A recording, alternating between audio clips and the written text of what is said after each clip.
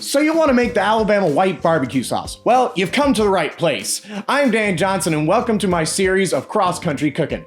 You know, whenever we think of different types of food, we often think of Mexican, Italian, French, but we don't often think of American food and even what that entails. Just within America itself, we have so many states that has its own interesting and unique food. Whether it came from the immigrants that settled there, the colonies that brought traditions from Europe, or just the crops that grow there that are native to the area. There are so many different things, different types of food that if you live in one state and never traveled around, you would never experience just within America itself. So I was interested in learning more about each state and its food, and I wanted to bring you along with me. So thanks for joining me for this series. And make sure to hit that like button if you liked the video, and subscribe if you want to see more of my content, and hit the bell icon to get notifications when I hit my next video. But for now, let's get cooking. And here we have our beautiful spread of ingredients, all lovely and ready to be cooked. But first, let's start with our chicken. And here we have the bird. I got this from my local grocery store for a little over $5. We're going to start by cutting it down the back, so I need a knife real quick. But seriously, I can't recommend enough that you buy whole chickens from the store. Sure, it's a little extra work to cut it up yourself, but you save so much money. We ain't made of money here, people. We cheap. It's so sad. But with a little bit of extra work, you get so much meat for a fraction of the cost of buying individually. Something to consider.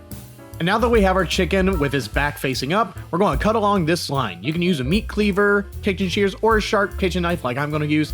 Now, don't be like me and actually let your chicken thaw for a decent amount of time. Mine was still a little bit frozen on the inside, so I started cutting down, and normally this goes really well, but as you can see, I started having some problems here. Just a whole clunk of ice was just in the middle there. So just let your chicken thaw. Moral of the story, let your chicken thaw. But once we finally have it open here, you can see that there's going to be a breastbone right here. We're going to want to remove that. If you leave the bone in there, it could discolor your meat. It's really simple to remove. It'll be right in between the two breasts. Just use your hands, yank it out, super simple. And now that our chicken is completely cut open and our bones discarded, we're going to do a simple dry brine of kosher salt, black pepper, and garlic powder.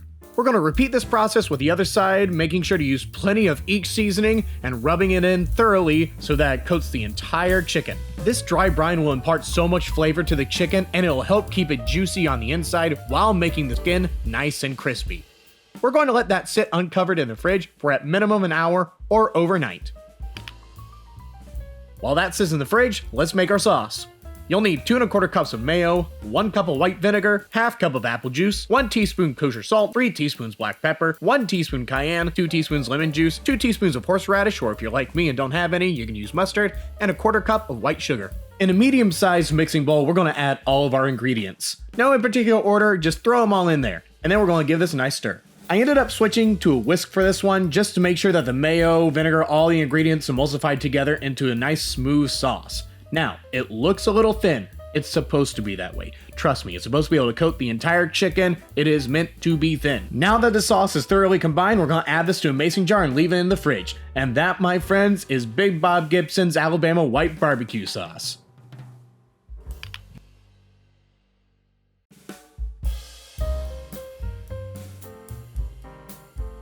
Well, now it's time to start cooking. You're going to need a few tools first. You're going to need a grill, you're going to need some gloves, and a thermometer. You're also going to need a charcoal chimney and something to burn, some charcoal, some wood chips, pan of water, and a lighter. Now let's get started. Flip over your charcoal grill and you're going to stuff your newspaper right inside of it. Then you're going to flip it over and you're going to fill it with your charcoal. I'm going to fill it up about halfway up the chimney. That's going to make sure that my grill is about 250 degrees while cooking. Next, I'm going to take my lighter into one of these little holes and I'm just going to light the newspaper underneath. The fire underneath will light your charcoal. Now, you're going to have to wait a little bit before your coal is ready. It's going to cycle through very heavy white smoke, probably a blue smoke as well, until it finally becomes clear. This process will take about 15 to 30 minutes. Once our smoke is clear and our coals are ashed over, we're ready to turn this over. Now, make sure to use gloves while doing this, because I don't know if you've noticed, but this is literal fire. So, safety first, friends. But we're going to turn this over onto half of the grill. Half of it. We want to have a hot spot and a cool spot in our grill.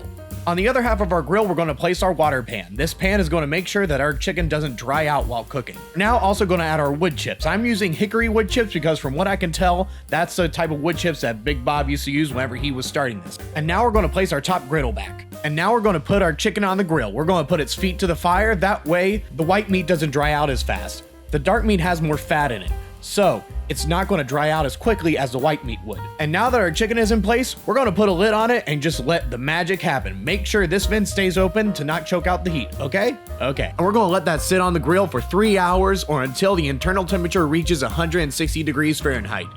And while that's cooking, let's look into a brief history of Big Bob Gibson and this recipe of white barbecue sauce.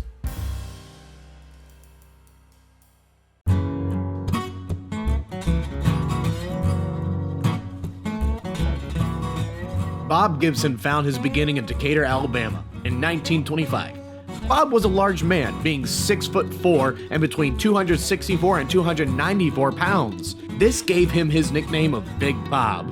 He was a friendly man and he loved people, which made the next step in his life all the more successful. Bob started grilling in his backyard, having nothing but a pit in the ground to grill with. Whenever he would have his backyard barbecue, the smell alone would attract his neighbors. So Bob started to actually sell his food to the people that would come. His little backyard barbecue grew to have people from all over town coming to buy his barbecue. He nailed planks of wood to trees just so that the crowd could have tables to place their food on. It was in this environment that today's recipe originated. Big Bob wanted a different kind of sauce to cook his chicken in, so he developed the white sauce as the answer. He would smoke his chicken whole with hickory chips, and once the chicken was fully cooked, the chicken would be baptized in the white sauce. We're in the Bible Belt, folks. Everything, and I mean everything, must be saved. Blessed be this chicken and sauce, for it gives us many yum-yums. Big Bob was so successful with his operation that he quit his job on the railway and opened his own restaurant. Big Bob Gibson's Barbecue is a family-run restaurant even to this day. That's nearly 100 years of cooking history passed down generation to generation, and it is thriving more than ever. But that is a brief history of Big Bob Gibson and the white barbecue sauce. Now, let's check on that chicken. And now that it's been 3 hours, let's check on the chicken. Oh, wow. Oh, wow. Just look at that. Just look at that. Perfect brown and crispy skin. So I'm going to move that to a sheet pan, and I'm going to check the temperature real quick. You want it to be at minimum 160 degrees. So mine was a little bit over, so you could probably cook it a little bit less, but this still turned out juicy. Guys, the smell that is filling up my house right now is just absolutely stunning. I am so excited for this chicken. Oh my gosh, yes, it's gonna be so good. But we're not quite done yet. We have one more step we have to do. We have to baptize our chicken in the white sauce. So I'm gonna take the sauce, I'm gonna shake it up, I'm gonna fill up a pan with the sauce. Preferably you would have something big enough that you can just dip the whole chicken in the sauce, but unfortunately I do not have that. So I'm gonna be using this little baking pan. I'm gonna fill up the bottom a little bit, and then I'm gonna pour the rest of the sauce on the chicken to really make sure that it coats the entire chicken.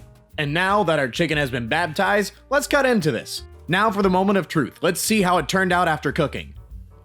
Perfect. I am not disappointed. Completely juicy, just shimmering. I am very pleased with how this turned out. And just to make sure we get plenty of that white barbecue sauce, I'm going to drizzle a little bit more on top of it. You can never, and I mean never, have too much sauce. All right, time for the best part, the taste test. I can't tell you how excited I am about this because, oh my gosh, just the smell coming off the grill and just filling up the house as I was taking it off, it's just fantastic. So let's just dive into this. I think I'm gonna get some of this breast meat here. Have some extra sauce here if I need some more.